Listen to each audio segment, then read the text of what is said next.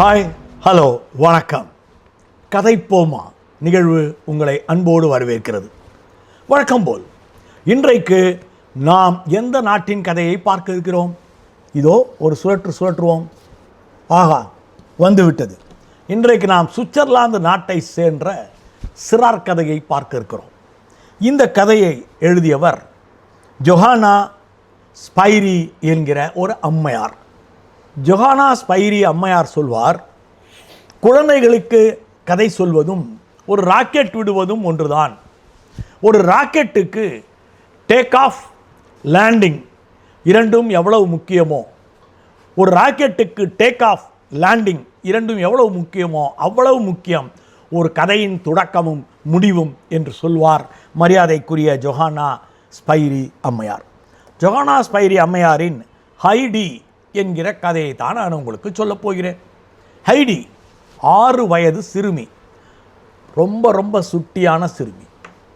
இந்த சிறுமியின் அப்பா அம்மா 2 பேருமே இறந்து போய் விடுகிறார்கள் திடீரென்று. விபத்தில் இறந்த அந்த இருவரையும் அடக்கம் செய்தவர்கள் ஹைடியை என்ன செய்வதென்று தெரியவில்லை. துயரமான இந்த ஹைடிக்கு ஒரு தாத்தா இருந்தார்.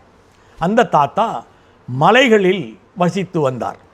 அந்த சுவிஸ் தேசத்தில் அருமையான ஸ்வீடிஷ் மலைகள் உண்டு. அந்த மலையடி ஒரு பாதி மலை தூரத்தில் இருந்த தாத்தாவிடம் அந்த ஹைடியை விட்டார்கள். ஹைடி மலையில் சுற்றி அங்கிருந்த அனைத்து வகையான உயிரிகளுடன் நட்பு கொண்டாடி குதூகலத்து திரிந்து கொண்டிருந்தார். அற்புதமான அந்த குழந்தை, தனி குழந்தை. அந்த குழந்தைக்கு காடுகளில் உள்ள விலங்குகளும், உங்களுக்கு தெரியாது என்னென்ன வகையிலான விலங்குகளோ அவளுக்கு துணை. அணில் கொண்டு வந்து கொடுக்கும் கடித்த பழத்தை தின்பாள். காக்கை கொண்டு வந்து போடுகின்ற பாதி முட்டையை தின்பாள். அவள் சாப்பிடாததே கிடையாது. அருமையான வளர்ச்சி. அப்படிப்பட்ட காலத்தில் தாத்தா தொடர்ந்து தன்னால் இந்த மகளை பேண முடியாது என்று கருதி நகரத்தில் ஒருத்தர் வீட்டில் எடுபடி வேலைக்கு சேர்த்து விட்டு விடுவோம் என்று ஹைடியை பேசிவிடுகிறார். ஹைடியை கூப்பிட்டு கொள்ள வருகிறார்கள். ஹைடியையும் வேறு என்ன செய்வது என்று தெரியாமல் அழுது கொண்டே வண்டியில் ஏறி புறப்பட்டு போய்விடுகிறார். ஆனால் 1 மாதம் 2 மாதம் திடீரென்று அந்த மலைத்தொடர் முழுவதும் வசந்தம் விடைபெற்றது. அந்த கதை சொல்கிறது, அதன் பிறகு எந்த மரமும், எந்த செடியும், எந்த கொடியும் பூ பூக்கவில்லை. அங்கிருந்த விலங்குகளெல்லாம் வெளியில் வருவதை நிறுத்திவிட்டன. இப்படி கொடூரமாக அந்த இடத்தை பஞ்சம் சூழ்ந்தது. எப்படி நடந்திருக்கும் என்று எல்லாரும் பதறிய பொழுது ஒவ்வொரு செடியாக பட்டு போக தொடங்கியது. மரங்களெல்லாம் இலையிலே உதிர்த்து விட்டன. தாத்தா நொந்து போனார். ஒரே ஒரு முடிவுதான் இதற்கு காரணம் என்பது அவருக்கு மட்டும் தெரியும். அவரே மிக கடினப்பட்டு அந்த தள்ளாத வயதில் போய் ஹைடியை தான் விட்ட வீட்டிலிருந்து திரும்ப அழைத்து கொண்டு வருவார். அழைத்து கொண்டு வந்து தன்னுடைய இடத்திலேயே ஹைடியை விட்டார். அடுத்த நாள் காலையில் ஹைடி வெளியில் வந்து, நான் வந்துட்டேன் அப்படின்னு சத்தமாக அந்த காட்டில் நின்று ஓங்கி சத்தம் எழுப்பிய அடுத்த 3வது நாள் மலர்கள் மலர்ந்தன. செடிகள் எல்லாம் துளிர்க்க தொடங்கின. வழக்கம்போல் அணில்களும் காக்கைகளும் முயல்களும் ஓடி வர தொடங்கின. அன்புதான் ஒரு காட்டை வளர்க்கும். நீங்கள் என்ன வைத்திருந்தாலும், உங்களிடம் எது இருந்தாலும் அது செல்லுபடியாகாது. அன்பும் நேசமும் இயற்கை மீதான ஈர்ப்பும் உங்களோடு கலந்து கிடக்கும் வரையில் அது காடுகளை வளர்க்கும் என்பதுதான் இந்த கதையின் அற்புத தீர்ப்பு.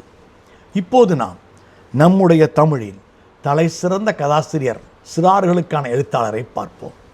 அவர் பெயர் கவிமணி தேசிக விநாயகம் பிள்ளை. கவிமணி தேசிக விநாயகம் 1876 பிறந்தவர். அவர் பிறந்தது தேரூர் என்கிற ஒரு ஊர். இந்த தேரூர் என்கிற ஊரில் பிறந்து வளர்ந்து படித்து நாகர்கோவிலில் அவர் ஆசிரியராக பணியாற்ற தொடங்கினார். அப்போதுதான் அவர் எழுதிய ஒரு கவிதை ரொம்ப ஃபேமஸ். தமிழன் என்று சொல்லடா, தலை நிமிர்ந்து நில்லடா என்கிற கவிதை. அதைவிட தோட்டத்தில் மேயுது வெள்ளை பசு, இப்படி பாடல்கள் பல இருந்தாலும் ஆசிய ஜோதி என்கிற தலைப்பில் புத்தரின் வரலாறையே அவர் தொகுத்திருக்கிறார். அப்படிப்பட்ட அவர் புத்தர் கதைகள் என்று குழந்தைகளுக்கு எழுதியிருக்கிறார். அவர் சொன்ன புத்தர் கதைகளில் ஒன்றை இப்போது நாம் பார்ப்போமா? ஒரு நாள் அரண்மனையிலிருந்து தன்னுடைய செல்வந்தமான வாழ்க்கையை, அது வேண்டாம், எனக்கு செல்வம் வேண்டாம், எனக்கு எதுவும் வேண்டாம் என்று சொல்லிவிட்டு அனைவருக்கும் உதவுவதுதான் என்னுடைய வேலை என்று காட்டை நோக்கி, மலைகளை நோக்கி புத்தர் புறப்பட்டு சென்று விட்டார். இளவரசர் சித்தார்த்தனாக இருந்த புத்தராக மாறுவதற்கு நடுவில் இந்த சம்பவம் நடந்தது. சென்ற அவர் பல ஆண்டுகள், பல நாட்கள், பல மாதங்கள் உறக்கமின்றியும் உணவின்றியும் திரிந்து கொண்டிருந்தார். அப்போது அவர் தனக்கு கிடைத்ததையெல்லாம் ஞானமாகவும் அறிவாகவும் பெற்றுக்கொண்டே வந்தார். அப்படி தானாக தேடி வருவதைத்தான் ஞானம் என்று சொல்கின்றோம். பரீட்சையில் படித்து எழுதுவது படிப்பு, தானாகவே தேடி அடைவதுதான் ஞானம். தானாகவே தேடி ஞானம் அடைந்த நாட்களில் ஒரு நாள் அவர் மயக்கமடைந்து விழுந்து கிடந்தார். அப்போது அந்த வழியே மாடு மேய்த்து கொண்டிருந்த ஒரு சிறுவன் தன்னுடைய மாட்டை நிறுத்தி பாலை கறக்கிறான். பாலை கறந்து ஒரு பானையிலே பாலை அடைத்து கொண்ட பிறகு புத்தருக்கு பக்கத்தில் சென்றவன் அப்படியே நிற்கிறான். நின்று கொண்டு சத்தமாக யோசிப்பான். அப்போல்லாம் பார்த்தீங்கன்னா, இப்போ கூட நம்மளில் பல பேர் என்ன செய்வோம்னா, சத்தமாக நமக்கு நாமே பேசிக்குவோம். ஐயோ, இவர் உயர்ந்த ஜாதியை சேர்ந்தவராக, அதாவது நம்மளால் தொடக்கூடாதுன்ற ஜாதியை சேர்ந்தவராக இருப்பாரா, எப்படி இவருக்கு இந்த பாலை நாம் கொடுப்பது என்று சத்தமாக பேசுவான். கண்களை திறக்காத புத்தர், மகனே, சாதி, மதம், மொழி, இவன் பணக்காரன், இவன் ஏழை என்பதெல்லாம் பொய், மனிதன் என்பதே மெய்.